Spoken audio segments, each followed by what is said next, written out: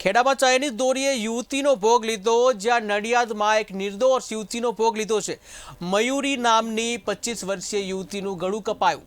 તો વાણિયાવડથી ફતેપુરા જવાના રોડ પરની આ ઘટના, જ્યાં યુવતી એક્ટિવા પર જઈ રહી હતી તે દરમિયાન આ ઘટના બની હતી।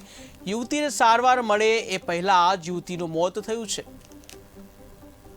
ઉત્તરાયણનો પર્વ નજીક આવી રહ્યો છે, ત્યારે ચાઇનીઝ દોરી જે છે પ્રતિબંધિત હોવા છતાં ઠેર ઠેર ચાઇનીઝ દોરી જોવા મળે છે અને એને લઈને કેટલાય નિર્દોષ લોકોના જીવ જાય છે। ત્યારે એક યુવતી જે છે 25 વર્ષીય મયુરી નામની યુવતી જે છે કે જેનું ગળું કપાવાથી મોત થયું છે। તો ચાઇનીઝ દોરીએ ઉત્તરાયણ પહેલા જ એક યુવતી જે છે એનો ભોગ લીધો છે।